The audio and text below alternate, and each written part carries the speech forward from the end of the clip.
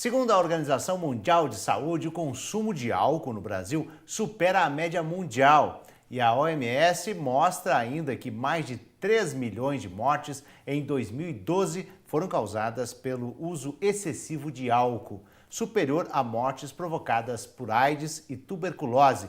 Por entender que a informação e o conhecimento são fundamentais para enfrentar o problema, nós convidamos o neuropsicólogo Ademário Brito, que está com a gente, mestrando em Ciência e Tecnologia e Saúde. Bom dia, Ademário. Bom dia. Seja bem-vindo. Agora, vamos começar definindo o que é alcoolista. Antigamente se chamava as pessoas que têm uso problema de drogas, e mais especificamente do álcool, de alcoólatra. Só que você falar em alcoólatra, você está dizendo que a pessoa ela gosta de beber. Você está fazendo um julgamento de valor como se a pessoa ela bebesse porque ela quer. E não é verdade. Quando a pessoa tem um processo de dependência, a pessoa está com um problema de saúde. Então a gente precisa entender que ela não é porque ela quer, não é por falta de força de vontade. Por isso mudaram o nome. Em vez de se chamar de alcoólatra, hoje a gente fala em alcoolista. Agora, e quando uma pessoa pode ser considerada, então, um alcoolista? Quando os prejuízos nas esferas social, afetiva, laboral, então no trabalho, na relação com a família, na relação com os prazeres dessa pessoa, com a sociedade, começam a ser muito atravessados pelo uso da substância. Então a pessoa ela já não consegue ir numa festinha se não existir o álcool. A pessoa ela já não consegue acordar e não tomar aquela primeira dose porque senão ela fica tremendo. A pessoa ela não consegue passar um dia sem consumir ou tem dificuldade, sente falta. Até consegue, mas sente muita falta. A pessoa às vezes já tentou várias vezes parar de usar ou reduzir e não conseguiu sozinha. A pessoa cada vez mais passa mais tempo envolvida ou com estar bebendo ou com estar se recuperando da ressaca. Quando a gente tem esse conjunto de fatores envolvidos, a gente pode entender que essa pessoa muito provavelmente já está num processo de dependência e um momento extremamente importante dela buscar ajuda. Agora, doutor, quais os motivos que levam, então, uma pessoa a tornar-se um usuário de álcool? A gente tem que entender que o álcool é uma droga, como quaisquer outras. Tão ou mais grave que algumas das drogas ilícitas que a gente ouve tanto falar na sociedade. Para a gente ter uma noção da intensidade do problema do álcool, hoje estima-se que 0,6% da população, 0,6%, já fez uso do crack. Na população brasileira, estima-se que 12% da população seja dependente do álcool. Dependente. É muita gente. É mais de 20 vezes mais do que de pessoas dependentes ou que fizeram uso do crack. Esse é um primeiro ponto importante. Além disso, os impactos do álcool nas relações familiares, nas situações de violência doméstica, acidentes de trânsito, absenteísmos, faltas ao trabalho, em diversos problemas outros de saúde, tanto diretamente pelo álcool quanto em consequências. Quedas pelo uso da bebida e que às vezes pode levar a um traumatismo craniano, por exemplo. Então, as consequências que giram em torno do álcool nas muitas esferas social, econômica, individual, são muito intensas. O álcool, sem dúvida nenhuma, hoje é a droga que traz maiores impactos econômicos, sociais na nossa sociedade. Então, o álcool é uma droga preocupante, é uma droga preocupante. Existem pessoas mais suscetíveis, então, à dependência de álcool? Existem alguns estudos que apontam que tem uma questão genética também na relação com álcool. Então, existe uma vulnerabilidade maior de pessoas que sejam filhos, sobrinhos, netos de pessoas que tinham uma dependência do álcool. Agora, isso não é determinante. Quem é filho de alcoolista não vai ser necessariamente um alcoolista. Ele tem uma vulnerabilidade maior, tanto por essa questão genética, tanto pela convivência com essa relação com o álcool tão presente. Mais importante do que a gente saber se existe ou não essa vulnerabilidade é a gente saber que ela sozinha, ela não representa necessariamente que essa pessoa vai ter um problema. A pessoa ela não está fadada, não é um destino dela se tornar um alcoolista. Ao contrário, a pessoa ela se tendo todos os suportes nas outras esferas de vida dela, ela pode seguir a vida muito bem sem jamais desenvolver esse problema. Então, quando a gente pensa em vulnerabilidade, a gente tem que entender que uma série de fatores estão envolvidos na dependência. Vulnerabilidades biológicas, sociais, psicológicas e situacionais. Então, a gente tem que olhar cada uma dessas vulnerabilidades com carinho, prestando atenção, No detalhe, observando como que a gente vai reagindo a cada situação de vida. A melhor forma da gente saber como que a gente está e quanto que a gente está ou não vulnerável a algo, a gente prestar atenção na gente e no outro com quem a gente se importa. Porque aí a gente vai dosando o como que a relação da pessoa, no caso com álcool, por exemplo, vai se desenvolvendo. Se a pessoa, para enfrentar uma tristeza, ela começa a beber muito, isso é um mau sinal. Se a pessoa, para enfrentar uma timidez, ela precisa do álcool, isso é um mau sinal. Se a pessoa, para enfrentar coisas, faz o uso da substância como uma forma de esquecer, ou como uma forma de ter coragem, ou como uma forma de sobreviver a uma angústia intensa, o álcool está tendo uma importância na vida da pessoa que não deveria. E aí isso é um grande sinal de que essa pessoa ela precisa de um cuidado para que ela possa desenvolver outras formas de cuidado sem precisar de recorrer ao álcool.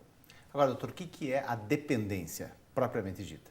A dependência ela é uma relação que a pessoa estabelece com aquela substância, no caso com o álcool, em que aquilo ali passa a ter uma dominância na vida da pessoa.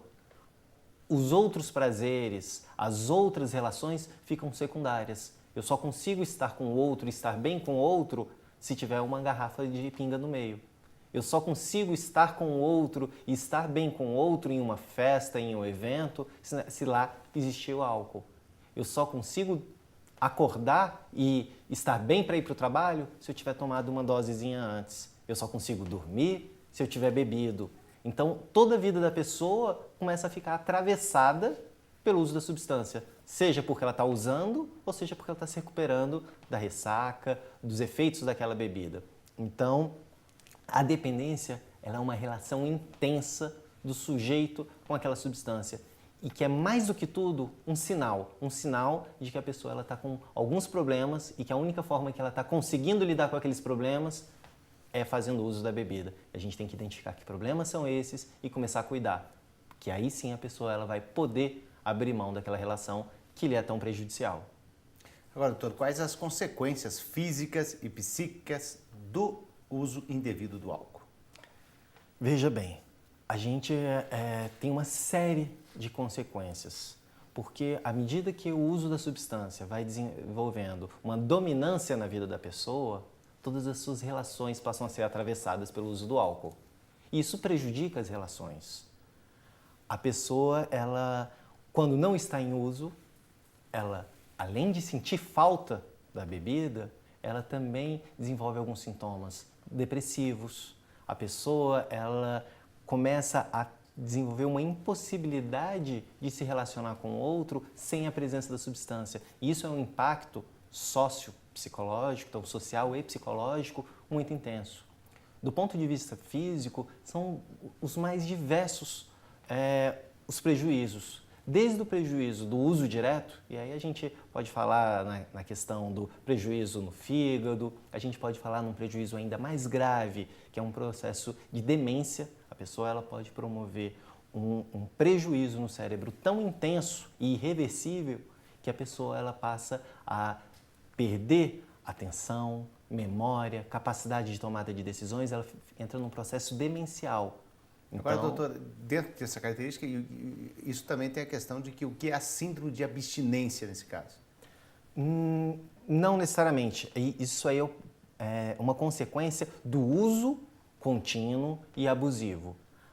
O processo de abstinência no álcool é muito grave também, porque quando a pessoa ela não está usando aquela substância, ela sente uma série de sintomas físicos, o corpo dela reage e fica pedindo pelo álcool. Então a pessoa começa a suar muito, começa a tremer, começa a ficar inquieta, a pessoa pode convulsionar e pode, inclusive, no caso do álcool, morrer pela abstinência. diferente do crack, diferente da maconha, diferente da cocaína aspirada, diferente da maioria das drogas que a gente tem no Brasil, o álcool, o processo de abstinência, se não for bem cuidado, pode levar a pessoa a morrer. Por isso ela precisa ser observada e acompanhada por uma equipe de profissionais de saúde. O álcool é uma das drogas mais prejudiciais, tanto pelo uso quanto pela abstinência. Pela falta. Agora, o uso abusivo de álcool no Brasil é considerado um problema, ele é realmente considerado um problema de saúde pública hoje? Sem dúvida nenhuma. Veja bem, a gente está falando de uma droga que é usada por grande parte da nossa população. A gente está falando de uma droga que, quando as pessoas vão se reunir, em geral ela está presente. Dificilmente um amigo olha para o outro e diz: e aí, vamos tomar um suco? Não, ele diz: e aí, vamos tomar uma? Então, as relações são todas atravessadas pela presença do álcool.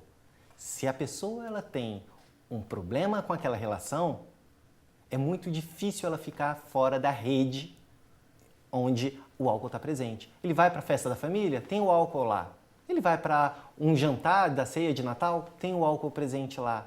Em todos os ambientes, aquela substância que para aquela pessoa é prejudicial, se faz presente. Além disso, as consequências no trânsito são as já vistas. Quantos acidentes existem todos os dias por causa do uso do álcool? Acidentes no trabalho, quantas pessoas já se machucaram no trabalho por causa do uso de álcool?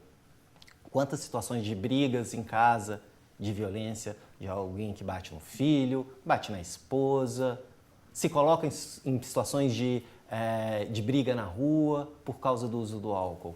Então a pessoa ela tem uma série de consequências que faz com que isso seja de grande relevância do ponto de vista de saúde pública, porque gera consequências sociais, acidente de trânsito, violência doméstica, entre outros.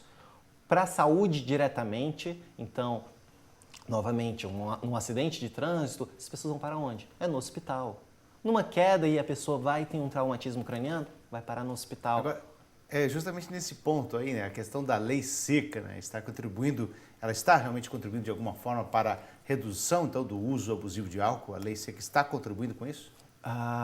Não existem estudos conclusivos se ajuda a reduzir o consumo. Em geral, acredita-se que não reduz o consumo, mas reduz uma relação entre o consumo e o ato de dirigir. Então, as pessoas elas não necessariamente estão bebendo menos por causa da lei seca, mas está diminuindo o número de pessoas que bebe e se coloca numa situação de conduzir um automóvel e aí gerar consequências como os acidentes, mortes e tantos ferimentos que a gente vê. Agora, doutor, e tem tratamento no SUS? Sem dúvida nenhuma. O álcool deve ser entendido como uma droga. Uma vez que a gente entende ele como uma droga, o melhor lugar para o cuidado com essas pessoas é nos centros de atenção psicossocial voltados ao tratamento de álcool e outras drogas, os CAPS-AD.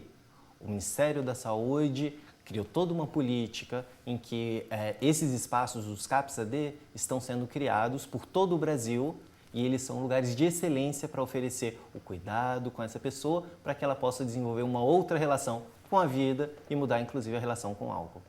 Agora, doutor, quais os tratamentos, então, as possibilidades de tratamento? O que leva um sujeito a consumir o álcool de uma forma abusiva e ou dependente são muitos. Então, a partir do momento que a gente entende que o que leva cada sujeito a desenvolver uma dependência é único, a gente passa a entender que o tratamento para o João é diferente do tratamento para o Miguel, que é diferente do tratamento para a Maria. Então, por isso que os CAPs Álcool e Drogas eles têm uma equipe formada por diversos profissionais, psicólogo, assistente social, terapeuta ocupacional, enfermeiro, psiquiatra, toda uma gama de profissionais para que, uma vez que se identifique quais são as vulnerabilidades da pessoa, o que leva essa pessoa a desenvolver a dependência, possa-se aí começar a construir uma intervenção, um projeto terapêutico singular para que a gente possa, junto com ele, construir novas possibilidades, junto com ele e não por ele. Autonomia é essencial, o desejo, o envolvimento da pessoa no processo de cuidado é fundamental para que a gente possa, aí sim, criar novas perspectivas. Agora, doutor, quais são, então, as ações preventivas possíveis para o uso abusivo de álcool? Uma primeira coisa é a gente passar a construir na nossa sociedade, como a gente fez com o tabaco, com o cigarro, uma perspectiva de que o álcool não é um instrumento de glamour, uma coisa legal. No passado se via o tabaco, o cigarro como algo charmoso, como algo interessante. Hoje, em geral, a gente mudou o olhar para o tabaco, a gente mudou o olhar para o cigarro. Hoje quem fuma é visto como desagradável muitas vezes, não pode fazê-lo em todo lugar. Então houve uma mudança de cultura em relação ao cigarro. A gente precisa desenvolver uma mudança de cultura em relação ao álcool. Não dá para todos os ambientes que a gente atravessa ter o álcool presente.